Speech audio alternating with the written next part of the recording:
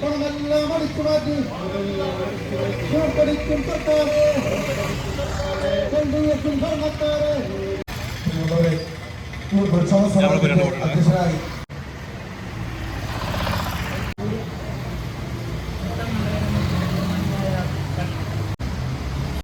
മറ്റു നേതാക്കന്മാര് ഇന്ന് UDF സമരം ഇവിടെ നടത്തപ്പെടുന്നത് തൊടുപുഴ ചെല്ലുമ്പോൾ ബാങ്ക് അടഞ്ഞുകിടക്കുന്ന ഒരു സംഭവമാണ് കാണുന്നത്. ധാരാളം പ്രവർത്തകരുടെ പെൻഷൻ കാശ് ഉൾപ്പെടെ അറവ് ബാങ്കിൽ നിക്ഷേപിച്ചിരിക്കുകയാണ്. ഈ അറവ് ബാങ്കിന്റെ ഈ പ്രസിഡന്റ് അഴിമതിക്കെതിരെയാണ് ഇന്ന് ഈ സമരം ഇവിടെ നടത്തപ്പെടുന്നത്. ഈ സമരത്തിൽ ഇതിന്റെ വിശദവിവരങ്ങൾ സംസാരിക്കുന്നതിനായി UDFന്റെ പ്രമുഖ നേതാക്കന്മാർ ഇവിടെ എത്തിച്ചേർന്നിട്ടുണ്ട്. അതുകൊണ്ട് ഞാൻ എൻ്റെ കർത്തവ്യത്തിലേക്ക് മാത്രം കിടക്കുകയാണ്. ഈ സമരത്തിന്റെ അധ്യക്ഷൻ ഏറ്റവും പ്രിയങ്കരനായ മുട്ടം മണ്ഡലം UDF കമ്മിറ്റിയുടെ ചെയർമാൻ ശ്രീ KT കൃഷ്ണനെ ഈ യോഗത്തിലേക്ക് സ്വാഗതം ചെയ്യുന്നു. ഈ യോഗം ഉദ്ഘാടനം ചെയ്യാൻ ഇവിടെ എത്തിച്ചേർന്നിരിക്കുന്ന തൊടുപുഴ നിയോജകമണ്ഡലം UDF കമ്മിറ്റിയുടെ സെക്രട്ടറി ശ്രീ ജോസി സെബാസ്റ്റിനെ ഈ യോഗത്തിലേക്ക് സ്വാഗതം ചെയ്യുന്നു.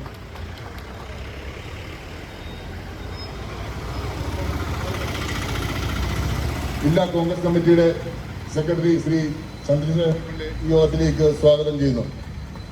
മുട്ടം ഗ്രാമപഞ്ചായത്തിന്റെ പ്രസിഡന്റ് ശ്രീ ഷേർലി അലക്സിനെ ഈ യോഗത്തിലേക്ക് സ്വാഗതം ചെയ്യുന്നു.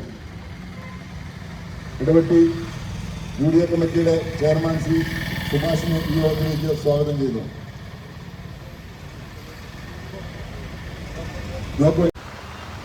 അതിനുശേഷം അർബൻ ബാങ്കിന്റെ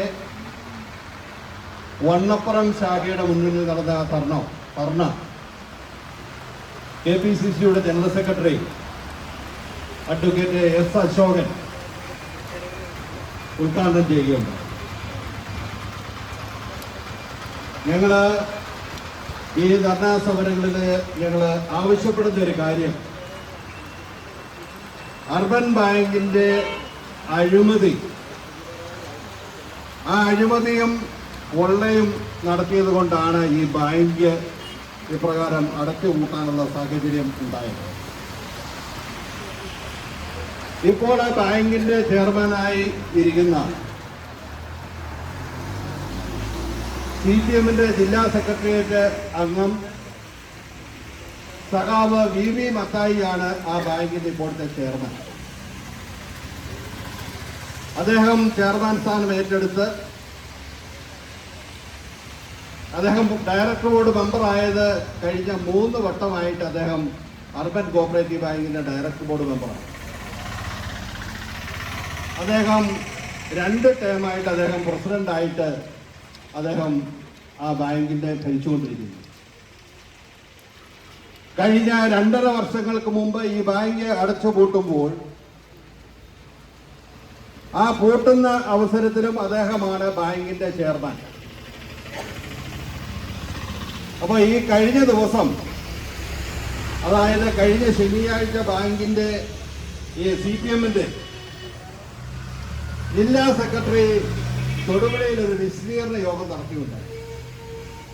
നമ്മുടെ ഈ ധർണ 2 ഇടത്ത് ധർണ കഴിഞ്ഞതിന് ശേഷമാണ് അദ്ദേഹം ഒരു വിശദീകരണ യോഗത്തിൽ CPM തയ്യാറായത്.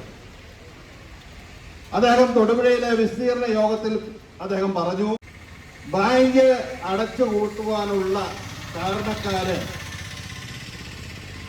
BJP ആണ്, അല്ലാതെ ബാങ്ക് കഴിഞ്ഞ 5 പതിറ്റാണ്ടായി ഭരിച്ചുകൊണ്ടിരിക്കുന്ന CPMന്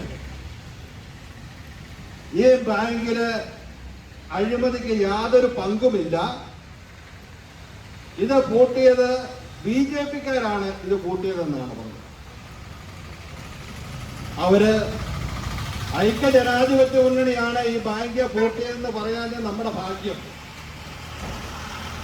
ജനങ്ങളെ തെറ്റിദ്ധരിപ്പിക്കുന്ന രീതിയിലുള്ള പ്രസ്താവനകളാണ് ഇപ്പോൾ CPM ഈ ബാങ്കിന്റെ അടച്ചുപൂട്ടലിനെതിരെ ജനങ്ങളുടെ ഇടയിലേക്ക് ജനങ്ങളെ തെറ്റിദ്ധരിപ്പിക്കുന്ന രീതിയിലുള്ള പ്രസ്താവനകൾ ഇറക്കിക്കൊണ്ടിരിക്കുക. എന്താണ് യഥാർത്ഥ സംഭവം എന്ന് നമ്മൾ മനസ്സിലാക്കേണ്ടതുണ്ട്. ഇവിടെ എല്ലാവർക്കും അറിയാവുന്നതുപോലെ അർബൻ കോഓപ്പറേറ്റീവ് ബാങ്ക് RBIയുടെ അല്ലെങ്കിൽ റിസർവ് ബാങ്ക് ഓഫ് ഇന്ത്യയുടെ ഡയറക്ഷൻ പ്രകാരമാണ് പ്രവർത്തിച്ചു വരുന്നത്. റിസർവ് ബാങ്ക് ഓഫ് ഇന്ത്യയുടെ നിർദ്ദേശങ്ങൾക്ക് അനുസൃതമായിട്ട് മാത്രമേ ഈ അർബൻ ബാങ്കുകൾക്ക് കേരള സംസ്ഥാനത്ത് പ്രവർത്തിക്കുവാൻ സാധിക്കുകയുള്ളൂ. അപ്പോ റിസർവ് ബാങ്ക് കാലാകാലങ്ങളിൽ നടത്തുന്ന ഓഡിറ്റ് പ്രകാരം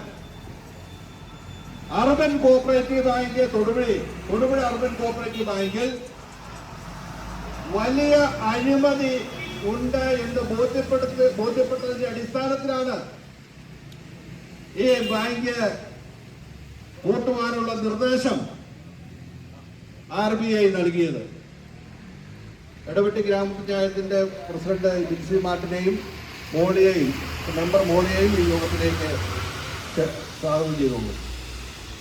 അപ്പൊ RBIയുടെ നിർദ്ദേശപ്രകാരം RBI കണക്ക് പരിശോധിച്ച് നോക്കിയപ്പോൾ ഈ ബാങ്കിൽ വൻ അഴിമതി ബാങ്ക് ചെയർമാൻ നടത്തിയതായി ബോധ്യപ്പെട്ടതിന്റെ അടിസ്ഥാനത്തിൽ, ക്രമവിരുദ്ധമായി ലോണ് കൊടുത്തു എന്ന് ബോധ്യപ്പെട്ടതിന്റെ അടിസ്ഥാനത്തിൽ ആണ് ഈ ബാങ്ക് പൂട്ടുവാൻ നിർദ്ദേശം നൽകിയത്.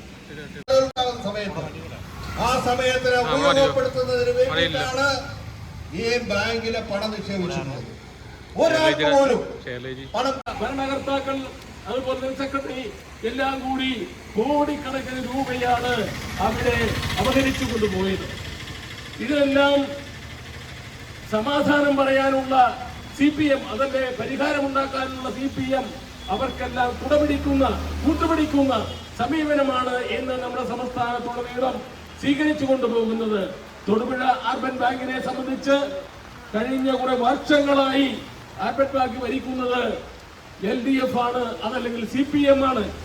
ഈ CPM-ന്റെ അവസാനത്തെ ഭരണകാലത്താണ് ഇപ്പോൾ ഇവിടെ സൂചിപ്പിച്ചതുപോലെ ഈ സഹകരണ പ്രസ്ഥാനം പൂട്ടിപ്പോയത്.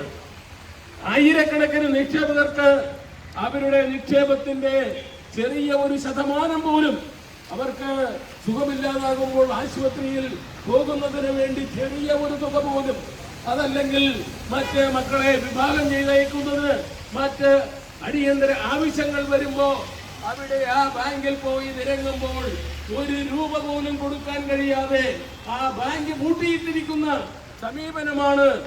RBIയുടെ നിയന്ത്രണത്തിലാണ് ഇന്ന് ആ ബാങ്ക് നിൽക്കുന്നത്.